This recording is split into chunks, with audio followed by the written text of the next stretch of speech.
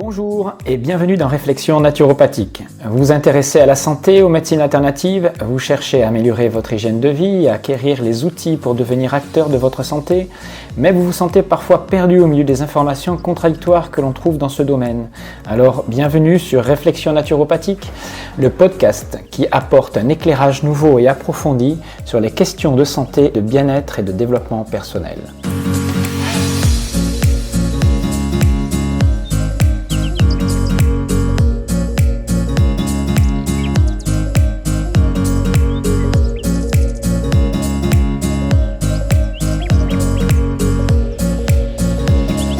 Bonjour, voilà, très heureux de vous retrouver encore pour une vidéo, mais aujourd'hui très particulière. C'est la première fois que je fais une vidéo de ce style-là et je vais profiter d'une aubaine. Alors si on peut parler d'une aubaine, puisque en fait ma femme est malade.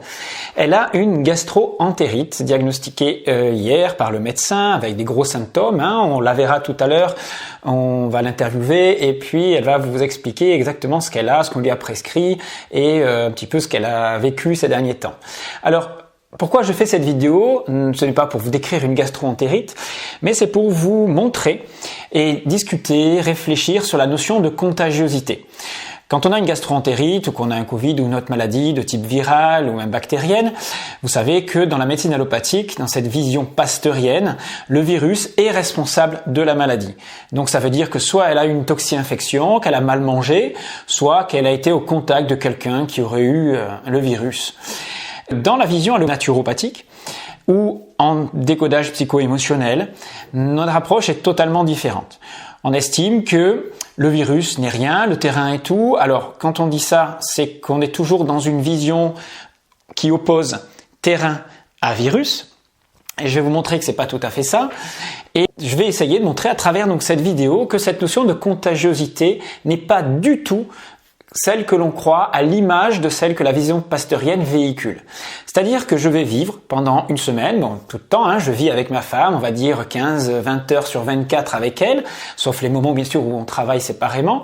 Là, elle est à la maison tout le temps, donc quand je suis à la maison, je partage tout avec elle.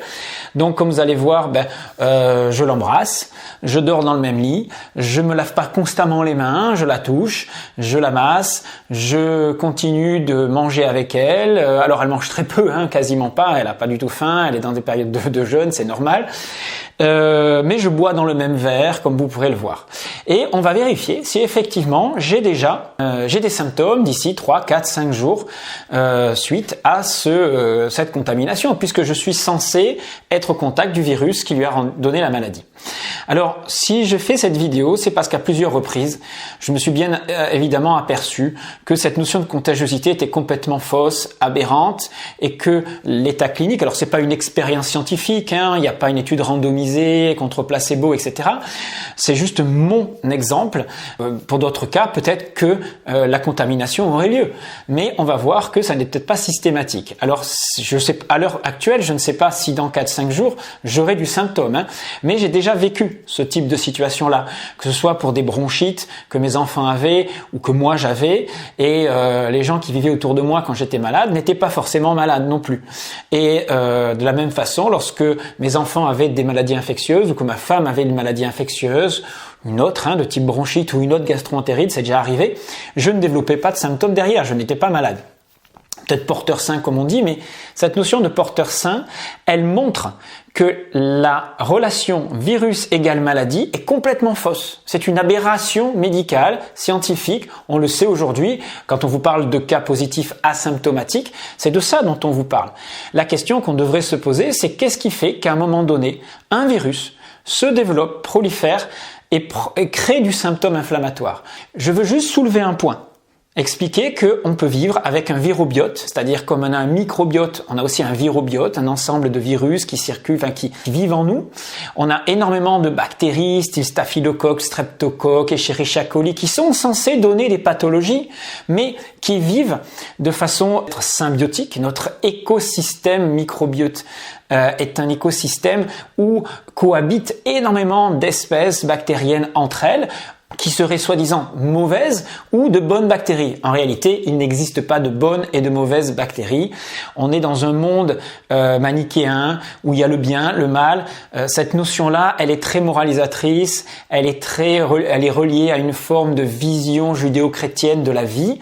Il y aurait le bien et le mal. En fait, c'est une hérésie de penser ça.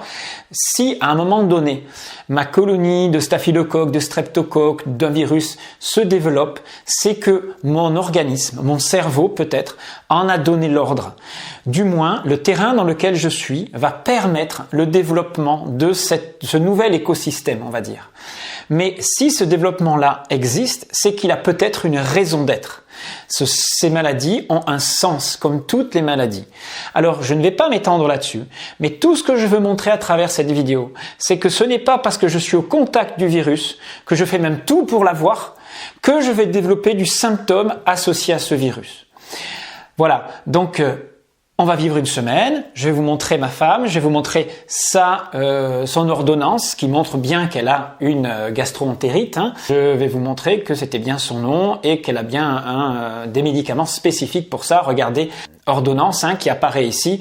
Donc vous voyez qu'il y a bien son nom, qu'il y a bien des médicaments qui sont dits inflammatoires. Le dafagan codéiné va servir à limiter l'état inflammatoire, les maux de tête en particulier, il y a un petit effet astringent. Il y a des antivomitifs, des antidiarrhéiques.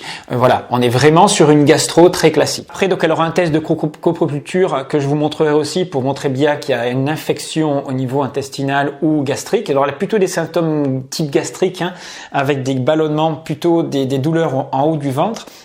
Alors, vous verrez tous ces symptômes, on va les décrire tout à l'heure. Et en naturopathie, qu'est-ce qu'on ferait dans ce cas-là? Eh bien, tout simplement du repos, très peu alimenté, c'est-à-dire le moins possible nourrir l'inflammation digestive, puisque la muqueuse intestinale et gastrique est complètement inflammée. La flore ne retient plus rien, on ne peut rien assimiler, donc tout part sous forme d'eau, c'est ce qui se passe. Les douleurs sont intenses puisqu'il y a de l'inflammation. Donc, on met tout ça au repos. On peut prendre de l'argile, mais on va voir que ça n'a pas eu un grand effet. Prendre des astringents, des antidiarrhéiques serait aller à l'encontre du symptôme. Donc, il vaut mieux ne pas nourrir le symptôme en s'abreuvant, en mangeant. On peut jeûner 2-3 jours sans souci avec une gastro.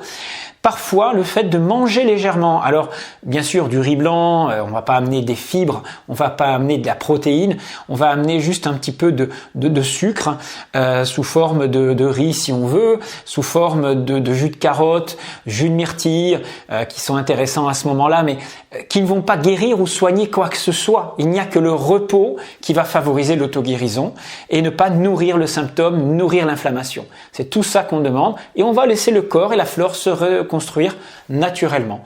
C'est tout ce qu'on recherche. Alors pour soulager la douleur, on peut utiliser des bouillottes chaudes, des bains chauds qui sont antispasmodiques. Le massage peut aider, alors pas du ventre, la partie dorsale un peu douloureuse, avec quelques huiles essentielles qui seraient intéressantes, des huiles essentielles antivirales, antibactériennes, même si on ne va pas s'opposer au virus, on va dire elles vont jouer un rôle plutôt anti-inflammatoire et calmant, antispasmodique. Vous pouvez utiliser de la lavande par exemple, Ocynum basilicum qui sont antispasmodiques, de l'anis. Voilà. On peut utiliser un petit peu des tisanes à condition de ne pas boire beaucoup. Ça sera des tisanes antiputrides, anti-infectieuses, mais on va pas lutter contre l'infection. Je préfère utiliser de l'anis, de la réglisse qui serait intéressant. Alors juste, il y a une question qui a été posée, qui est apparue, qui était assez étonnante, c'est cette notion de baisse de tension. Quand elle est allée hier chez le médecin, la tension était normale, même un peu plus élevée que la normale, autour de 12,8, 13,8, alors qu'elle a d'habitude 11,8, Et elle était dans un état pitoyable de fatigue, d'épuisement, et pourtant la tension restait élevée. Donc je lui ai demandé au médecin, mais pourquoi elle n'arrive même pas à se lever, la tête qui tourne, elle a des signes d'hypotension. Et il me dit, mais c'est normal, elle a de la douleur. Et quand on a de la douleur, il se peut que hormonalement, le corps sécrète des hormones qui stimulent la tension. Voilà, donc on va partager une semaine ensemble avec ma femme et puis je reviendrai avec les tests, avec son état à elle. on verra, qu'on va voir maintenant, on va voir comment elle est au J3, à jour 3, et on va voir comment elle sera au jour 6, sans aucun traitement, puisqu'elle aura juste pris de la codéine juste pour ses migraines apparemment, et le reste on va rien faire, on va pas amener de probiotiques, on va pas amener d'aliments miracles, on va pas amener d'huile magique, on va laisser le corps s'auto-guérir comme il sait le faire habituellement. Et on verra si j'ai été contaminé, sachant que je vais tout faire pour l'être. Voilà, en ne respectant aucun geste barrière, au contraire, en essayant d'aller à son contact. Et on verra dans 3-4 jours comment je serai aussi. Allez, à tout de suite pour l'interview et à 3-4 jours pour le bilan. Voilà, donc j'ai rejoint ma femme dans son lit, Catherine, que je vous présente. Donc on est à combien de jours de ton début de maladie? 2 jours. 2 jours, ça fait depuis dimanche en fait. Donc on est mardi. Samedi soir. Ouais. Alors je t'ai mis le micro pour que tu puisses parler parce que tu es un petit peu fatigué. Alors décris-nous un petit peu tes symptômes depuis dimanche, samedi soir ou dimanche. En fait, samedi après-midi, ça allait très bien. Et quand je suis rentrée le soir, j'étais prise de fortes migraines et des spasmes forts au niveau de l'estomac avec des diarrhées. Et ces symptômes, ils n'ont pas disparu jusqu'à encore ce matin. J'avais encore les mêmes symptômes. D'accord, donc beaucoup de diarrhée. Donc on est allé chez le médecin hier. On a eu un rendez-vous lundi après-midi, lundi soir. Et le diagnostic, c'était donc une gastro. Classique. Ouais. D'accord. Alors, au début, on a essayé de te soigner comme on a pu, donc soulager les douleurs. J'ai pris de l'argile. Donc l'argile, c'était juste pour les spasmes, l'intestin, mais ça n'a pas fait grand-chose. Ça n'a pas suffi. Quand on a une gastro avec autant d'inflammation, ça ne marche pas. Pour les petites gastrites, ça peut marcher, mais pas les gros. Et ensuite, toi, pour te soulager tes migraines, tu as pris Doliprane, ça n'a pas fonctionné. Non. Aucun effet. Douleur lombaire aussi, tu avais hier. J'ai dû te masser. Et donc, on a mis bouillotte chaude, bain chaud, se soulager un petit peu. Et sinon, en médicaments, est-ce que tu as pris autre chose pour essayer de te soulager? L'ibuprofène. Mais en fait, c'est ce qu'il ne faut pas faire. Ouais. Donc en fait, mais ça t'a soulagé ou pas? Pas du tout. Pas du tout. Donc en fait, le médecin a bien précisé. Et en général, dans tous les cas de grosses inflammations type virale, l'ibuprofène n'est pas du tout à conseiller, en particulier sur un estomac fragilisé comme ça. Ça augmente l'inflammation. Mais bon, comme des fois ça soulage pour les migraines quand elles sont très importantes, tu avais essayé, mais voilà. Donc voilà, coucher, migraine, douleur, diarrhée. Et pas mal de douleurs articulaires aussi, et des vomissements ce matin. Donc l'infirmière ce matin, elle est venue te faire une coproculture, une prise de sang et prise de coproculture. Donc on aura les résultats demain pour savoir. Bon, ce n'est pas vraiment utile. On sait qu'il y a une inflammation, qu'il y a un syndrome viral derrière. Et de toute façon, ça va guérir. Les médicaments, ils sont juste là pour soulager momentanément. Si on n'a pas trop mal à la tête ou des douleurs supportables, on peut même s'en passer. Mais là, dans ce cas-là, c'était trop difficile cette nuit, c'est ça? J'avais l'estomac qui me faisait trop mal. Ouais, des douleurs insupportables, quoi. Voilà. Donc, ce qu'on va essayer de montrer, c'est que malgré cette infection qui est avérée, qui est bien là, avec des gros symptômes, on a partagé donc le lit, on partage la maison, je bois même dans ces verres, on va sur les mêmes toilettes, on se fait des bisous, d'ailleurs on va vous montrer, on fait un bisou, voilà, et on va vous montrer que donc ce fameux geste barrière, de se laver les mains, de ne pas se toucher, de ne pas boire dans les mêmes verres, de ne pas s'embrasser, etc., ne sont absolument pas respectés. Donc l'idée, c'est de montrer qu'une personne qui a donc un état viral, un virus, ne va pas forcément le transmettre si le terrain n'est pas prédisposé à le recevoir, à l'accueillir, à faire en sorte que ce virus crée du symptôme chez l'autre. Donc on ne respecte rien dans la maison. Par contre, quand je vais à l'extérieur et que je vais au travail, bien sûr, on est en pleine période de Covid. Alors bien sûr, il n'y a pas eu de test Covid. Le médecin a accepté l'idée que ce n'était qu'une gastro-entérite avec des vrais symptômes de gastro. Donc pas de test Covid. Moi je lui rends hommage, le médecin, il n'est pas tombé dans la paranoïa de tout est Covid, mais pas tout sous Covid. Donc pas de fièvre, il n'y a pas eu de symptômes respiratoires, donc il n'a pas du tout suspecté de Covid. Et par contre, moi, si je vais à l'extérieur, comme je suis censé, je ne sais pas si je vais avoir ce virus ou pas, alors je me protège, je respecte tous les gestes barrières pour pas être embêté au cas où quelqu'un dans mon entourage aurait une infection et qu'on puisse m'accuser de quoi que ce soit. Donc je reste à 2 mètres des gens, j'ai le masque, au travail, je me lave les mains quand je vais travailler et bien sûr il n'y a pas de risque de contamination de ça. Donc je veux juste montrer que sur moi, dans cette situation-là, ça ne circule pas comme on le dit, la contagiosité n'est pas aussi évidente qu'on veut bien le dire et ça mériterait donc effectivement une certaine exploration. Enfin, on verra. Voilà, on attend les résultats de la coproculture demain et tu te reposes et puis on verra ton état dans 2-3 jours.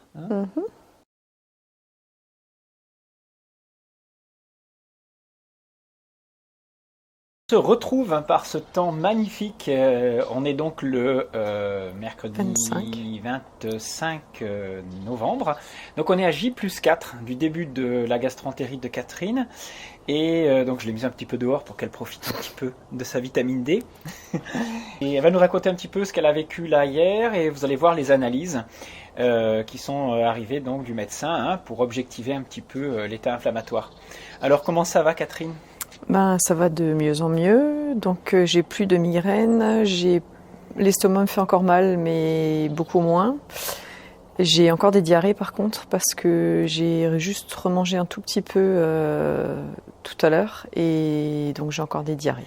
Alors juste par rapport à ça, le fait de ne pas manger, au bout de 3 jours, par exemple, elle a mangé très très peu, donc elle est dans un état de jeûne, de ce qu'on appelle la désassimilation, avec langue blanche, langue pâteuse. J'ai perdu 2 kilos. Voilà, fait que, bien sûr, elle a perdu 2 kilos, et elle est dans un état tous les matins de tension un petit peu basse, d'état de léthargie, qu'on observe aussi quand on jeûne et qu'on n'a pas de symptômes et pas de virus particulier, de maladie particulière.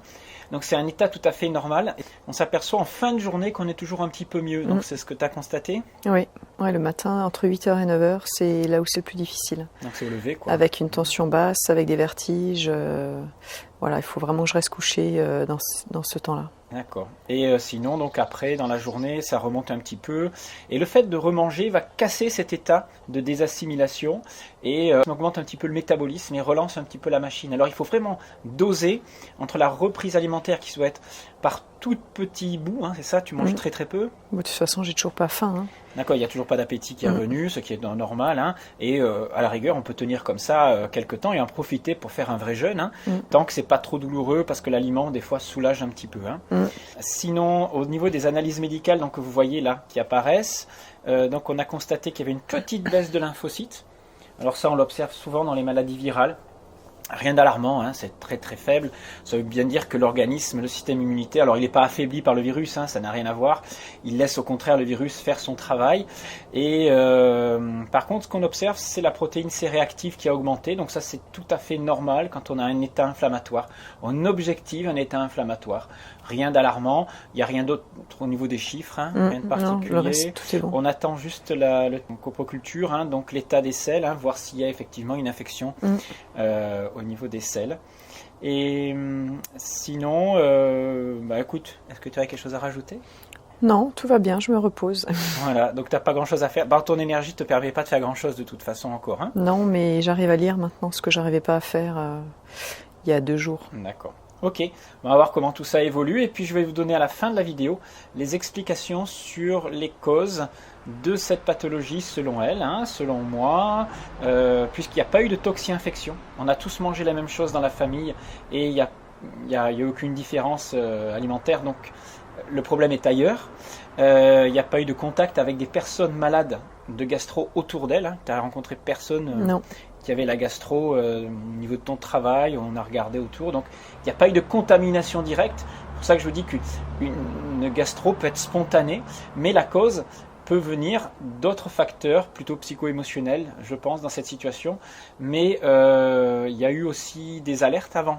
Tu avais déjà eu oui, un petit état ça fait déjà au moins 15 jours que je sens que mon estomac me brûle. Travail, d'accord. Donc oui. Il y avait déjà un petit état de gastrite avec des petites remontées acides, c'est ça, ou des brûlures Ça j'avais avant, mais récemment j'avais pas de remontée acide. Donc il y a un petit état digestif là qui depuis 15 jours et moyen, et puis on est un petit peu au paroxysme hein, de ce symptôme-là, et elle va finir d'éliminer ce petit souci-là tranquillement. Mais on verra ça demain ou dans les 2-3 jours qui viennent. Hein.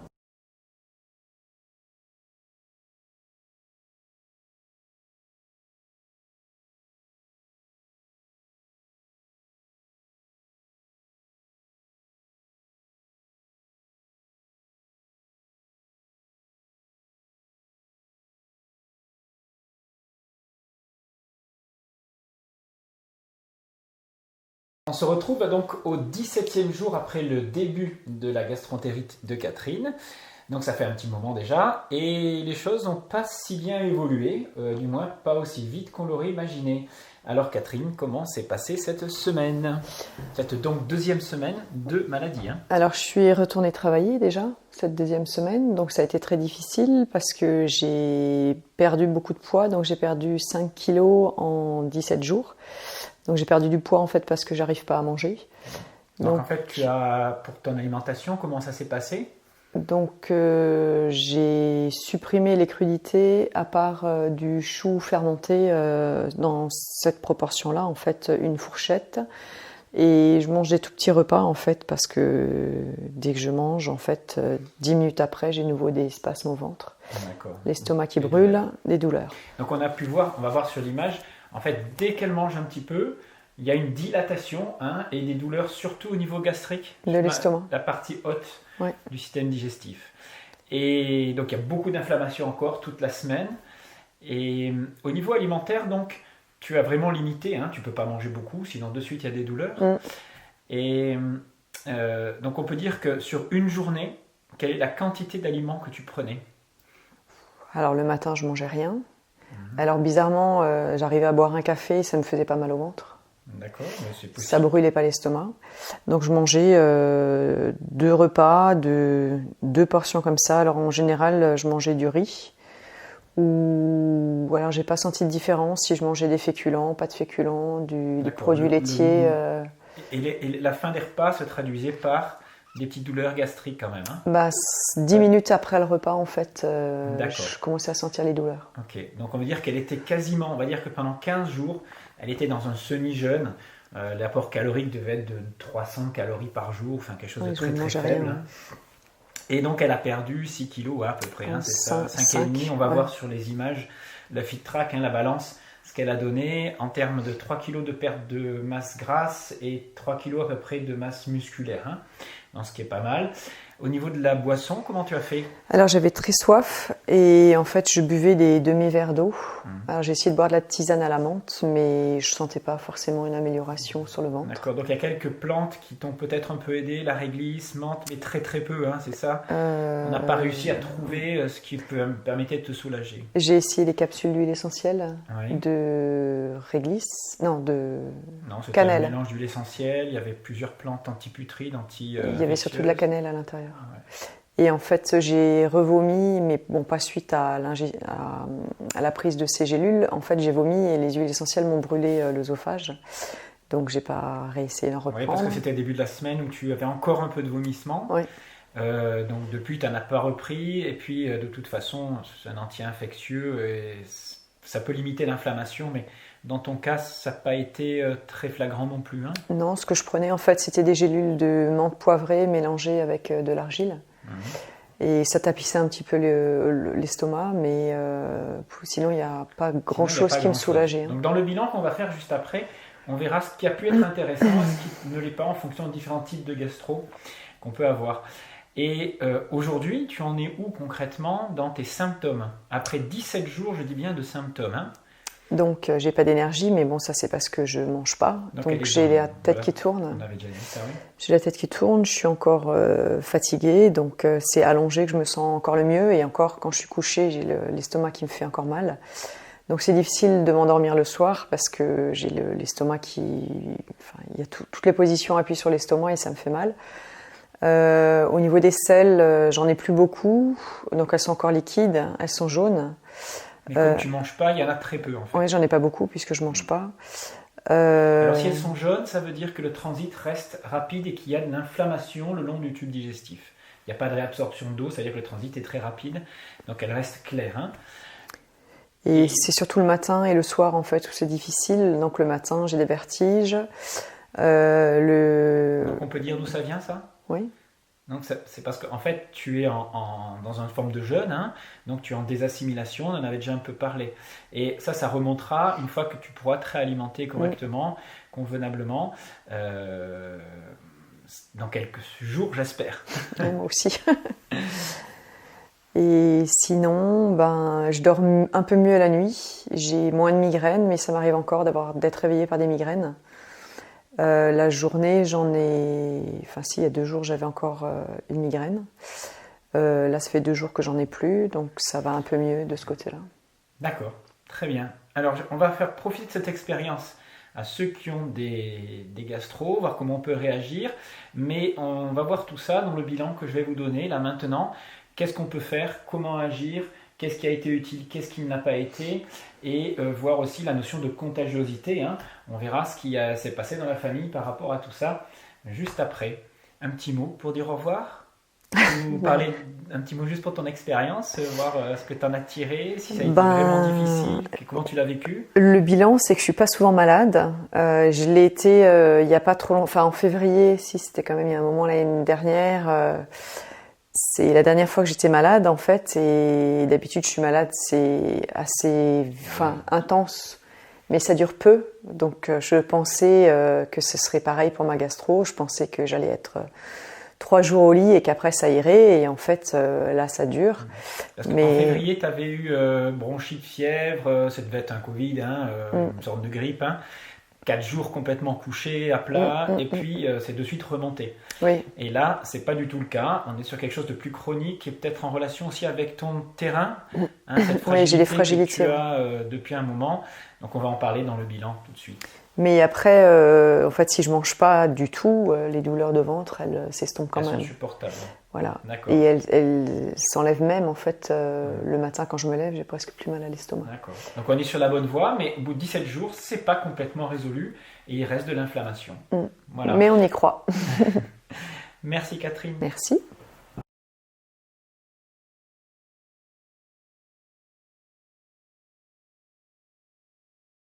Alors, on est 3 jours après l'interview que vous venez de voir de Catherine, et on pensait que c'était terminé, j'allais faire le bilan de cette quinzaine. Et en réalité, en se levant le lendemain, elle a eu encore mal au ventre et des nausées. Et comme ça n'évoluait pas très positivement, elle a eu un petit peu d'inquiétude, alors elle s'est dit peut-être que ça serait bien de refaire un bilan parce que c'est peut-être pas qu'une gastro. Donc elle est allée voir le médecin, d'autant plus que tout le monde lui a dit cette semaine tu devrais aller vérifier si c'est pas le Covid, ton médecin aurait dû vérifier, tu as tous les signes, c'est une gastro qui dure très longtemps, etc., etc. Donc elle s'est dit qu'elle allait faire quand même le test Covid, et ce d'autant plus que notre fils a développé des petits symptômes ce matin. Alors je vous rassure, c'était il y a 2 jours. Ces symptômes-là, ça a duré quelques heures. Il avait été un peu barbouillé, il était un peu blanc. Ça a duré une demi-journée et le soir même, il allait mieux. Et le lendemain, donc il est allé faire le test avec Catherine et il est avéré négatif, tout comme celui de Catherine pour le Covid. Donc le médecin, voyant son état ne pas évoluer, a été donc sérieux. Il a fait donc prescrit un test Covid, et en plus une batterie de tests pour investiguer un petit peu plus loin au niveau du foie, du pancréas, des organes qui auraient pu être effectivement contaminés par une bactérie ou autre chose, les transaminases, voir le niveau d'inflammation, etc. Toute la batterie de tests, comme vous pouvez le constater, a montré donc qu'elle était bien sûr négative au Covid, mais qu'elle était aussi donc négative à toutes sortes de types d'infections autres, au niveau bactérien du moins, avec un nouveau test d'analyse de sel qui n'a pas encore montré d'infection. Donc la conclusion, c'est bien que c'est une infection virale qui a eu lieu. Cette infection virale a évolué très très lentement. Aujourd'hui, on est au 20e jour. Ça fait que depuis hier qu'il y a les premiers signes vraiment d'amélioration importante, avec une reprise de l'envie de manger. La digestion se passe relativement bien, même si les quantités sont encore très faibles. Mais les douleurs s'estompent et tout semble vraiment rentrer dans l'ordre. Ça aura duré vraiment 3 semaines. Donc voilà ce que je devais dire là, avant de vous faire donc le bilan et l'enseignement que l'on peut tirer de cette quinzaine, de cette expérience de gastro-entérite qu'on regarde maintenant. Petit bilan par rapport à cette quinzaine de gastro. On va essayer d'en tirer des enseignements, comme dans tout ce que je vous propose. À partir d'un événement, d'une expérience, on essaye de tirer des conclusions, que ce soit, on va voir sur la contagiosité ou ce qu'on peut faire pendant une gastro-entérite, quelles sont les solutions à mettre en place, qu'elles soient naturelles ou officiellement, on va dire, de la médecine allopathique.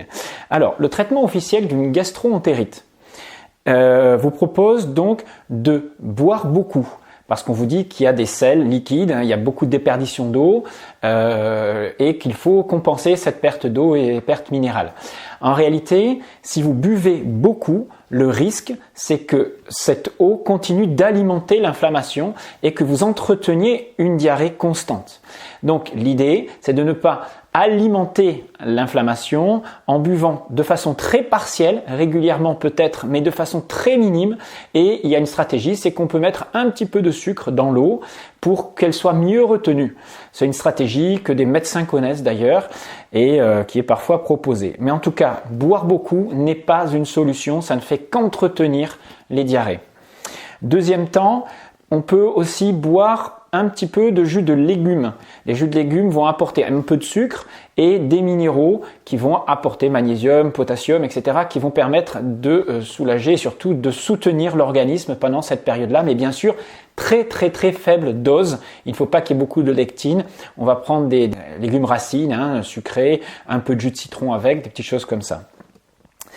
Bien sûr, c'est le jeûne, le fait de ne pas alimenter le système digestif qui va lui permettre de se régénérer, de limiter l'inflammation.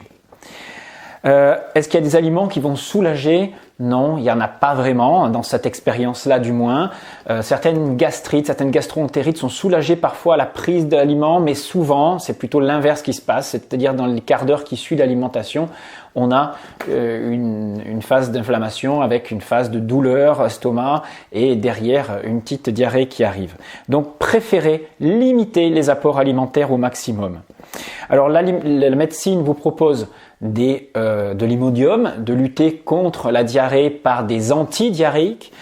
Nous, en naturopathie, on respecte la diarrhée, c'est-à-dire qu'on préfère ne pas l'alimenter et on ne va pas aller à l'encontre du symptôme s'il y a cette élimination qui doit se faire. Par contre, on peut agir de façon symptomatique pour limiter un petit peu cet état inflammatoire en tapissant les muqueuses de l'estomac si c'est un état plutôt de gastrite. Par exemple, en utilisant de l'argile blanche qui peut fonctionner, ou de la menthe, ou de la réglisse qui viennent limiter un peu les spasmes. Mais Catherine a utilisé dans des moments de spasmes très importants du Spasfon, tout simplement. Même si c'est un médicament, même s'il peut avoir des petits effets secondaires très légers, elle l'a utilisé parce que c'était tout de même mieux. Alors moi, je ne l'aurais pas utilisé. J'ai déjà eu des gastro avec des gros spasmes. Je ne l'ai pas utilisé. Je prends jamais de médicaments. Mais j'ai été éduqué comme ça. Un peu dur à la douleur peut-être. Mais je préférais des bains chauds, des bains très chauds, la bouillotte chaude. Et ça tenait. Mais j'ai jamais eu de gastro, de gastrite qui ont duré aussi longtemps. Ce n'est pas la même chose. Donc sinon, la menthe est une plante intéressante, antispasmodique, un petit peu anti-inflammatoire. La réglisse aussi, dans ces cas-là, peut être intéressante, soit en huile essentielle par voie externe pour la menthe, par voie interne sous forme de capsule comme on a vu, et sous forme de tisane pour la réglisse ou d'autres plantes antiputrides. Mais vous avez vu qu'il faut être capable de retenir et de digérer l'huile qu'il y a dans ces capsules d'huile essentielle. C'est-à-dire que dans des états de gastrite prononcée, ça va pas être peut-être intéressant, ou du moins il y a des stades, des moments de la gastro où ça l'est et des moments où ça ne l'est pas. Si ça avait été une toxi-infection, et c'est pour ça qu'il faut quand même faire l'analyse des selles de temps en temps, surtout quand on a une pathologie qui dure aussi longtemps, vérifier que certains organes soient pas lésés, hein, pancréas, foie, lié à une migration de bactéries ou des choses comme ça. Si ça avait été bactérien, on aurait pu utiliser des antibiotiques, on aurait pu utiliser bien sûr en naturopathie, on n'utilise pas d'antibiotiques, hein, mais dans les cas d'urgence, on aurait pu le faire. On aurait pu utiliser sinon là vraiment des huiles essentielles ou des huiles essentielles soit par voie interne, soit par voie externe. Le traitement qui est proposé par le médecin, je veux dire, c'est uniquement un traitement symptomatique. On ne traite pas les causes, qui est lié à l'état inflammatoire et l'état de la flore, hein, qui a eu besoin de ce nettoyage-là. On ne va pas prendre cette maladie ou le virus comme responsable de ce symptôme. Catherine, en fait, traîne depuis des semaines, des mois, des petits symptômes gastriques, des petites remontées acides, des ballonnements suite à l'ingestion d'ail, d'oignons, là, des sensibilités de la flore. Donc, il va falloir que, dans un second temps, on prenne ça en main par une rééducation, une restructuration de cette flore. Et là, par exemple, les probiotiques, hein, maintenant, vont être intéressants dans cette deuxième phase de remonter les choses. Bien sûr, on va reminéraliser, revitaliser l'organisme progressivement pour qu'elle remonte, hein, en énergie et qu'elle refasse de la masse musculaire, qu'elle se restructure physiquement. Pour finir, le point le plus intéressant était de vérifier s'il y avait effectivement de la contagiosité, c'est-à-dire si est-ce que le fait de vivre aux côtés de Catherine, puisqu'on vous dit que la gastroentérite, comme toutes les maladies virales, est très contagieuse, est-ce la réalité ? J'ai pu le vérifier, j'ai tout fait pour la voir, hein, on est bien d'accord, je dormais avec elle, je l'ai embrassée, je buvais dans sa bouteille, j'ai fait tout ce qu'on ne doit pas faire normalement dans les gestes barrières. Au bout de 17 jours, je n'ai toujours aucun symptôme. La durée d'incubation de la maladie est de 3 à 5 jours. Ça veut dire que la première semaine où elle était très contagieuse, hein, elle aurait dû me le transmettre à ce moment-là. Hein. Donc on est bien d'accord que j'étais vraiment à son contact, je l'embrasse et compagnie. Donc si contagion il doit y avoir, j'aurais dû l'avoir. Dans la famille, il n'y a personne qui a eu cette maladie, sauf mon fils, aujourd'hui, donc on est au 17e jour, qui se plaint de maux de ventre ce matin. Il est pâle, par contre il n'a pas du tout les mêmes symptômes, il a faim, il mange, il n'a pas de diarrhée, mais il a mal au ventre. Donc on pourrait penser qu'il y a un lien entre les deux. Mais si contagiosité il y avait eu, normalement ça aurait été dans la première semaine ou au bout de 8-10 jours. Là on est au 17e jour, peut-être qu'il y a eu contagion, mais ça veut dire quoi ? Ça veut dire que si lui a eu besoin de ce virus pour manifester ses symptômes, et si moi j'en ai pas eu besoin ou mes filles n'en ont pas eu besoin, c'est que le virus ne compte pas. Le virus n'est là que sur un terrain qui va lui permettre de se développer. Il faut bien comprendre que c'est peut-être mon corps qui n'a pas eu besoin de ce virus à ce moment-là de ma vie, alors que pour mon fils ou ma femme, il a été là pour faire des réparations. Moi, je considère que ce sont des réparations. Un virus, c'est de l'information. Je ne peux pas vous expliquer tout ça encore, mais il faut bien comprendre que la notion de contagiosité n'existe pas telle qu'on la connaît. Vous le voyez dans cette réalité-là, dans cette expérience-là. Pour ce cas-là, vous avez des familles qui vont avoir 1 ou 2 qui vont avoir la pathologie, et puis 2, 3 qui ne l'auront pas. Donc, cette notion de contagiosité telle qu'on la connaît, virus égale maladie, elle est complètement fausse. Le terrain est premier et peut-être qu'il y a d'autres explications, mais en tout cas, cette notion de je suis au contact du virus, je tombe malade, je n'y crois absolument pas et j'ai pu le vérifier maintes et maintes fois. J'ai été très heureux de partager cette expérience avec vous. Catherine, je la remercie pour avoir osé dévoiler tous ces petits soucis et j'espère que vous comprenez que ça n'était pas si évident que ça d'ailleurs. Et je voulais vous dire que chaque fois que j'aurai l'occasion de partager une expérience concrète qui peut nous permettre d'arriver à voir certains enseignements, en particulier ici sur la notion de contagiosité, vous avez vu, je le ferai et je pense que ce sont ce type de vidéos qui font le plus avancer. Voilà, je vous retrouve donc une prochaine fois. Je vous remercie à tous de me suivre. Merci pour vos commentaires très sympathiques et prenez soin de vous, puisque personne ne le fera à votre place.